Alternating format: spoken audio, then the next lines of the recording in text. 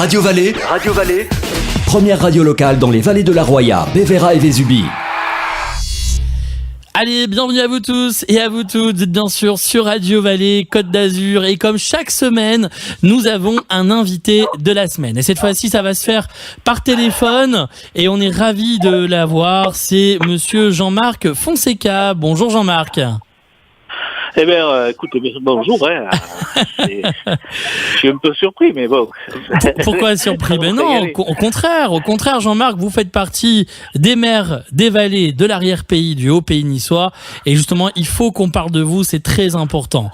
Alors justement, l'invité de la semaine, comme chaque semaine, ben voilà, je vais vous poser quelques questions sur Radio Vallée et je sais que vous répondrez simplement et avec beaucoup de cœur, j'en suis persuadé. Alors Jean-Marc, justement, pour commencer, donc, vous êtes le maire de quel village?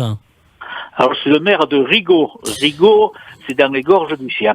C'est juste quand on a dépassé les gorges blanches. D'accord. On a attaqué les gorges rouges. On est en face de Liège et de Thierry. Alors, racontez-moi un petit peu ce beau village. Combien d'habitants il y a dans ce village? Dans la commune, dernier recensement, 112. D'accord. Et voilà, quant aux habitants, sur le village même, ils doivent être 47 en ce moment, parce que on est des petits villages où les gens partent le matin travailler sur la côte, ils reviennent souvent le soir. Ce qui fait que dans le village, il n'y a plus que les retraités. D'accord. Alors justement, donc c'est un petit village où il y a à peu près 100 habitants. Donc c'est un village, bien entendu, qui fait partie du 06, dans les Alpes-Maritimes. C'est ça, et qui fait partie de la communauté de communes des Alpes d'Azur, qui regroupe aujourd'hui 34 communes, mais malheureusement 9750 habitants. Voilà. D'accord. Eh ben justement, on va apprendre à mieux connaître. Alors justement, Jean-Marc, donc vous êtes maire, pas depuis le début du mandat, vous êtes maire depuis 1 an à peu près, c'est bien ça? C'est ça, le 30 mars de l'année dernière. Comment ça s'est passé? Est-ce que vous pouvez nous expliquer un petit peu en quelques mots comment ça s'est passé, Jean-Marc?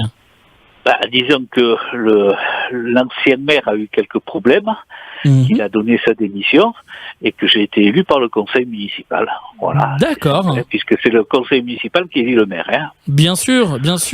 Donc vous étiez dans le conseil municipal, Oui, j'étais conseiller municipal depuis 2 ans. D'accord.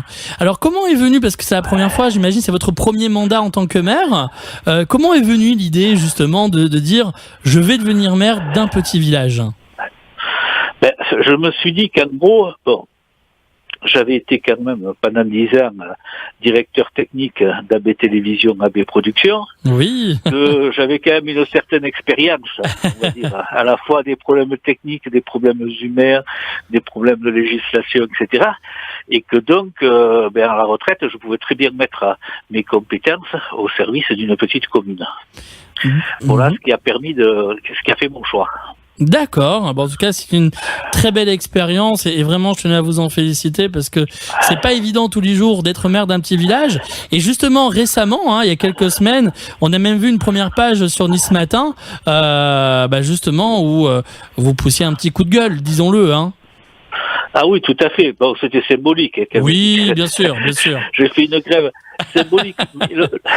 Je crois que le problème de fond, c'est qu'on nous demande à nous, petites communes, les mêmes normes, les mêmes contraintes, le même travail qu'à des communes qui ont des services, du personnel et compagnie.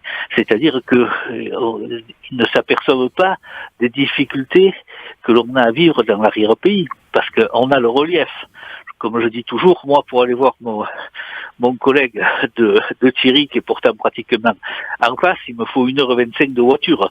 Pour aller voir celui de La Peine, c'est pareil. Vous voyez, je dirais pourtant, à vue d'œil, on se voit pratiquement. Bien sûr. Donc, ces montagnes, ces distances, etc., souvent, on va dire que les gens qui prennent des décisions n'ont strictement aucune idée de ce que ça peut être. Alors justement, est-ce qu'on peut parler des quelques difficultés? Quelles sont les plus grandes difficultés que vous rencontrez en tant que maire, Jean-Marc? La plus grande difficulté, c'est celle-là, c'est que quand j'arrive, moi je travaille du lundi matin au samedi midi, et quand j'arrive le matin, j'ai la boîte aux lettres qui est remplie de documents qu'il faut examiner, auxquels il faut répondre, qui viennent aussi bien de la préfecture que du conseil départemental, que de la communauté de communes, que de diverses instances ministérielles. Et je veux dire, c'est un bon travail.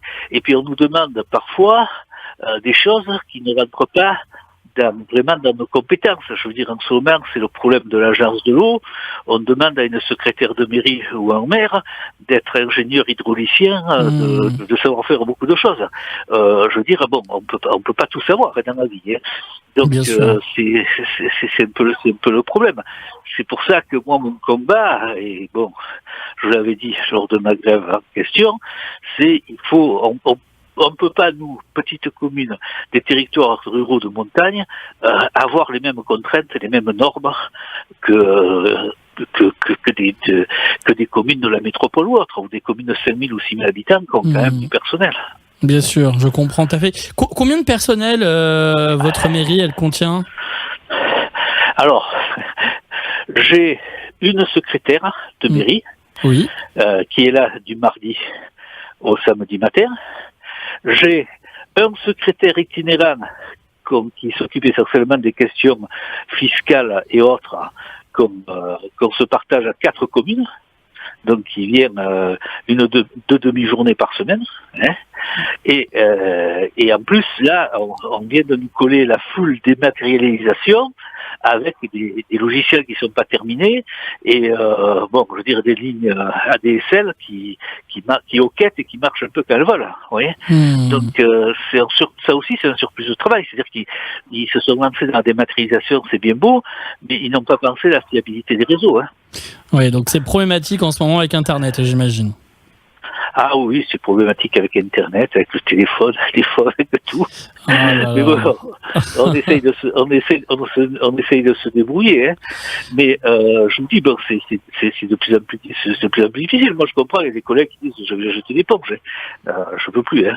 Non, mais je comprends. Alors justement, que vos collègues ont jeté l'éponge. L'année prochaine, il y a les élections. Est-ce que vous allez vous représenter, Jean-Marc ?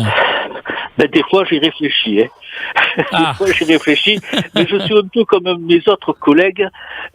On ne peut pas abandonner ces populations. Vous voyez ce que je veux dire ? On ne peut pas les abandonner. Ça, c'est bien. Voilà. C'est devenu une vocation d'être maire. C'est aussi un devoir parce qu'on ne peut pas les laisser dans la panade. C'est pas possible. Je veux dire, bon, on est obligé d'être là. Vous savez, quand vous êtes un petit maire, vous êtes à la fois vous êtes plombier, assistante sociale, bûcheron, maçon, agent de la voirie, etc., etc. Je veux dire, bon, on fait tout, hein. Faut savoir faire un peu tous les métiers, quoi. Bien sûr. Non, mais en tout cas, Jean-Marc, moi, je vous trouve très courageux. Alors, c'est vrai que pour être un petit peu en off, on se connaît un petit peu, on partage la même passion qu'est la radio et la télévision.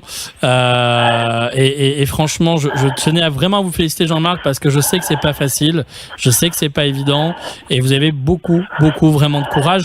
Et en tout cas, tous les maires des vallées nous écoutent, Radio Vallée, et je voudrais vraiment, voilà, que ce message soit transmis, parce que je sais que c'est pas facile, je sais que c'est un vrai combat dans les vallées, justement de la RPI, hein, du Haut-Niçois, du Haut-Pays niçois, et c'est un vrai combat. Aujourd'hui, juste pour avoir une petite idée, pour donner une information à nos auditeurs, quel est le budget communal en général d'une petite mairie comme la vôtre, Jean-Marc ? Alors le budget communal, il se situe aux alentours de 350 000 €. Voilà. Et il faut savoir une chose, c'est que si aujourd'hui il n'y avait pas le conseil départemental, hein, et il n'y avait pas la communauté de communes, on n'aurait rien, parce qu'on est sous perfusion, on n'a plus de ressources propres. Vous voyez. La dernière ressource propre qu'on a, c'est la gestion de l'eau. Voilà. Donc si en plus on nous enlève ça, on n'a plus rien. On est bon à faire les animateurs pour le 8 mai, le 14 juillet, le 11 novembre et la galette des vieux. Oui, c'est sûr que... On n'a plus de prérogatives. Je veux dire, bon, tout est instruit. Par exemple, les permis de construire aujourd'hui sont entièrement instruits pour la DDTM, nous on ne fait que remplir le dossier. Il n'y a même plus d'avis favorable ou défavorable. Moi, le seul avis défavorable que je peux donner, ou favorable, c'est de dire, ben écoutez, la propriété en question n'est pas sur une zone sensible au risque naturel. Voilà. Je comprends. Il y a l'eau qui arrive ou il n'y a pas l'eau qui arrive, il faudra faire une fosse septique ou il ne faudra pas faire une fosse septique. La gestion de l'eau, c'est devenu très compliqué. Bon, nous, on a des compteurs, on a fait une station d'épuration, il va même falloir qu'on en fasse une deuxième. Parce que le village, proprement dit, et lui, il n'est pas saturé, mais on a de plus en plus de gens qui s'installent dans les essarts périphériques. Or, d'Angleterre, c'était la vieille qui se lavait avec la bassine sur le poêle et le gars le matin. Maintenant, c'est des familles d'actifs qui partent le matin, qui reviennent, ils font la machine à laver, ils ont des fois la machine à laver la vaisselle, ils ont des enfants, c'est plus du tout les mêmes besoins. Ouais, je comprends tout à fait. Tout a évolué, donc, tout a évolué. D'accord. Alors, donc c'est vrai que juste pour revenir, une petite parenthèse au niveau du budget communal, 350 000 €, c'est vrai que c'est pas gigantesque pour une petite mairie. Donc j'imagine, c'est un budget où aujourd'hui des travaux ne sont pas évidents à faire dans le village.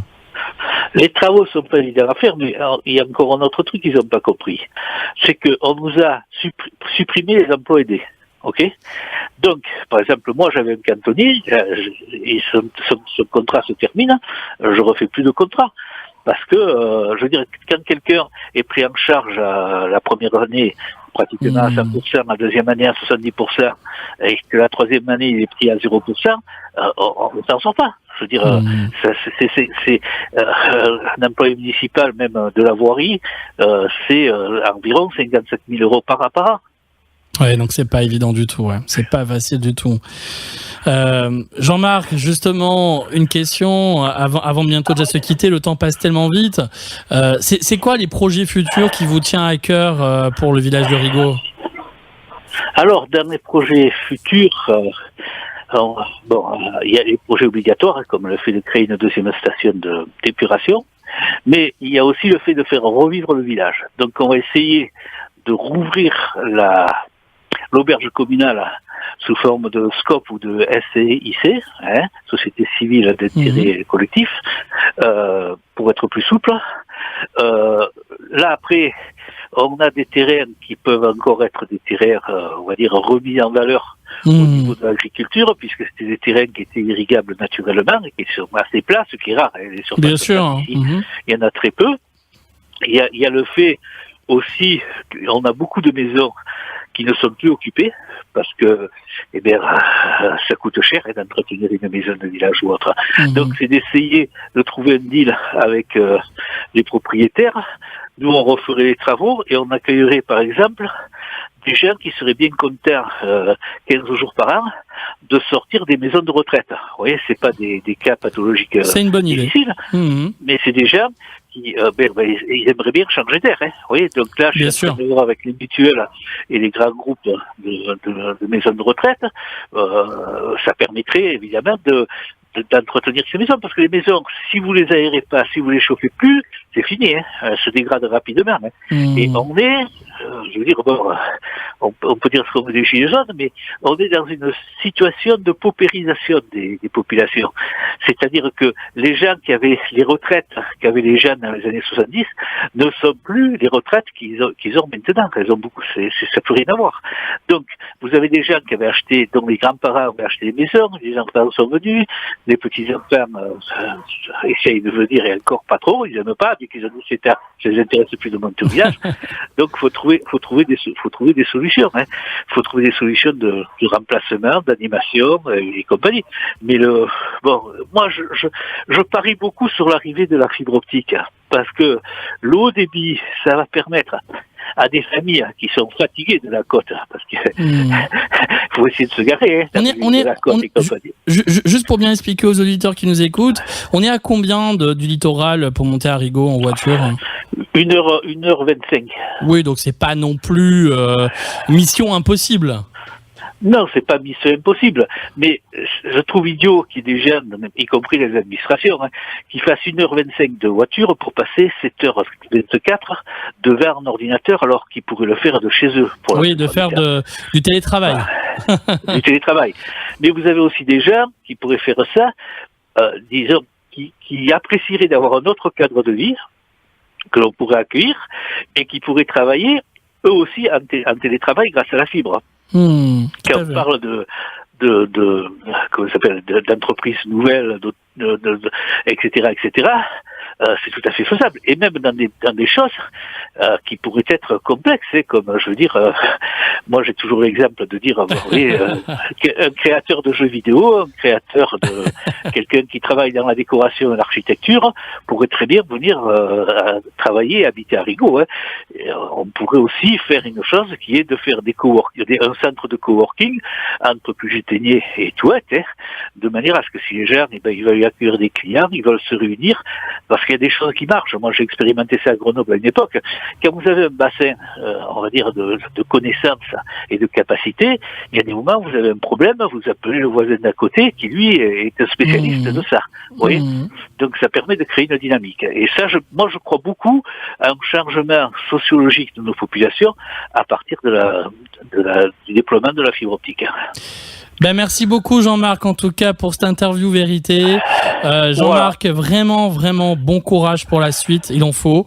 Je sais que c'est pas évident, mais vous avez encore plein de courage et on se connaît bien et je sais que voilà, vous êtes quelqu'un de bien et vous êtes une personne qui a envie d'aller de l'avant et c'est ça qui est le plus important.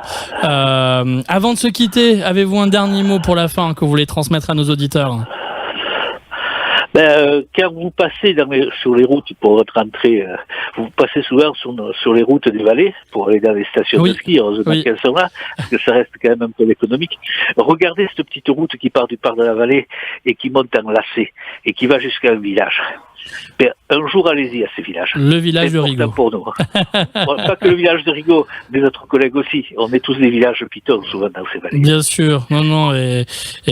Écoutez, en tout cas, Jean-Marc, vraiment bon courage. Et puis, à tous nos auditeurs qui écoutent la radio, vous pouvez retrouver l'interview, bien sûr, en podcast et aussi sur YouTube. À bientôt, Jean-Marc. Merci beaucoup sur Radio Vallée.